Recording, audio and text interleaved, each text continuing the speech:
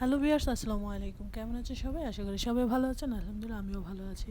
তো নতুন আরেকটি ভিডিও নিয়ে হাজির হয়ে গেলাম। তো সকালে উঠেই ঘুম থেকে উঠেই ফার্স্টে নাস্তা বানানোর জন্য চলে আসলাম পাখির ঘরে। তারপরে বাচ্চাদের বাবাটা আপনাদের ভাইয়াকে নাস্তা দিয়ে দিলাম। তো গরম গরম পরোটা আর হচ্ছে ডিম ভাজি। তো আজকে আর ভাজি করি নাই, আজকে ডিম ভাজি দিয়ে আর পরোটা দিয়ে দিয়েছি। তারপরে তো চলে আসলাম ঘরে। তারপরে পানির ফিল্টারটা ময়লা হয়েছে, তো ভাবলাম যে এটাকে পরিষ্কার করে নিই, অনেকদিন ধরে পরিষ্কার করা হচ্ছে না। এই তো পানির ফিল্টারটা নিয়ে চলে আসলাম কিচেন রুমে। তো এই তো ভালো করে সুন্দর করে ভিম দিয়ে ডলে পরিষ্কার করছি। অনেক দিন ধরেই ময়লা হয়েছে, তো ভাবলাম যে প্রতিদিনই ধুবো ধুবো করে। তারপরে তো বাবা বাজারে গিয়েছিলো, তো শাক নিয়ে আসলো। এটা হচ্ছে কলমি না, সরি, কলির শাক। এই তো কলি শাকটা আমি ঢেলে নিয়েছি। তো আপনারা কে কে এই শাকটা খেতে পছন্দ করেন বা কে কে চিনেন? আমাদের দেশের ভাষা তো এটাকে দেশের ভাষা বলে কলি শাক। তো এই কলি শাকটা একদম শীতের মধ্যেই পাওয়া যায়, কিন্তু বছরে অন্য সময় পাওয়া যায় না। যেরকম অন্যান্য শাক সবসময় পাওয়া যায়, কিন্তু এই কলি শাকটা হচ্ছে শীতের সময় পাওয়া যায়। তো এই শাকটা খেতে তো খুব দারুণ ভালো লাগে আমার কাছে, অবশ্যই কমেন্টে জানাবেন। তারপরে কী কী নিয়ে আসলো সেটা দিয়ে আপনাদের সাথে শেয়ার করব। তারপরে পেঁয়াজ, আলু আর হচ্ছে মুরগি নিয়ে আসলো। তো এগুলোকে নামিয়ে নিলাম। তো এগুলোকে কেটে ধুয়ে পরিষ্কার করব। আজকে চিকেন রান্না করব, শাক ভাজি করব আর ডাল রান্না করব। এটাই হচ্ছে আজকে দুপুরের মেনু।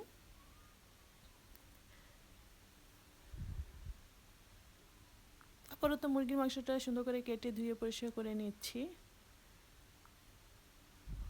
তারপরে তো মশলা ব্লেন্ড করে নিয়েছিলাম, খালি শুধু হচ্ছে হাতে একটু জিরা বেটে নিয়েছি, সেটা এখন মুরগির মাংসের জন্য রান্না করার জন্য সব কিছু রেডি করে নিচ্ছি।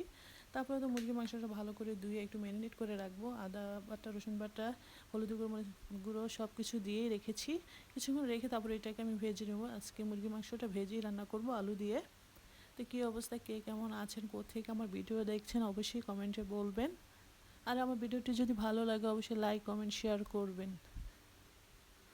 তারপরে তো একটা কড়াই বসিয়ে দিলাম, তেলটা দিয়ে গরম করে নিলাম ভালো করে। তারপরে মুরগির মাংসগুলো এক এক করে দিয়ে দিয়েছি, ভালো করে ভেজে নিব।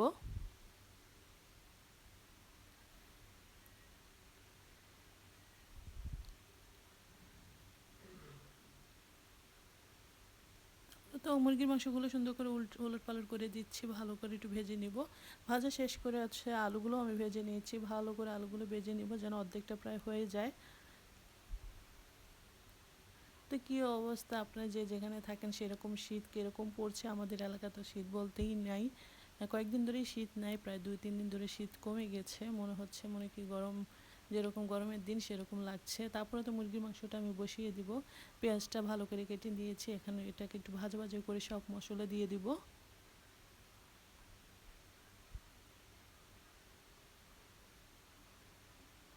তারপরে তো মুরগির মাংস রান্না করার জন্য যে মশলাগুলো লাগে আমি সবগুলো দিয়ে দিয়েছি। হলুদ গুঁড়ো, মরিচের গুঁড়ো, আর হচ্ছে আমি মরিচটা একটু ব্লেন্ড করে নিয়েছি, শুকনো মরিচ। আজকে আর গুঁড়ো মরিচ দিব না, আজকে শুকনো মরিচটা যেটা ব্লেন্ড করেছি সেটাই দিয়ে দিব। তারপরে তো দিয়ে দিলাম। তারপরে সব মশলা ভালো করে কষিয়ে নিব। যতক্ষণ আধা গন্ধটা থাকবে ততক্ষণটা আগে নেড়ে চেড়ে গন্ধটা বের করে দিয়ে তারপরে আমি মুরগির মাংসটা দিয়ে দিব।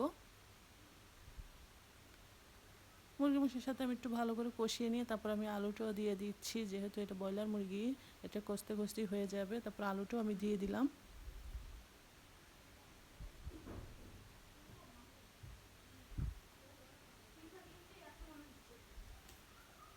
তারপরে তো আলুটা দিয়ে একসাথে সুন্দর করে সব কিছু কষিয়ে নিলাম।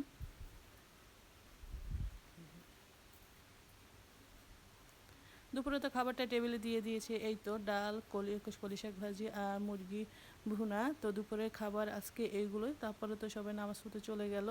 তারপরে তো বিকেলের দিক দিয়ে বিকেলের নাস্তাটা তৈরি করার জন্য চলে আসলাম।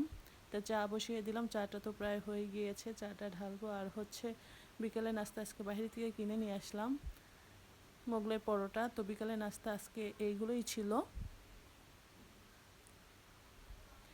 যেহেতু শীতের সময় চা ডালতে ডালতেই ঠান্ডাটা হয়ে যায়, আমার কাছে তো খুব গরম গরম চা খুব ভালো লাগে, যে বলক পড়া চা ঢেলে খেতে। কিন্তু ঠান্ডা হয়ে গেলে চায়ের মজাটা স্বাদটা সেরকম লাগে না। তারপরে তো সবগুলো কাপে আমি চাটা ঢেলে নিয়েছি। এখন চাটা নিয়ে যাই, সবাই মিলে খাবো, নাস্তাটা খেয়ে নেব আর চাটা সবার সাথে আড্ডা দিয়ে খাবো।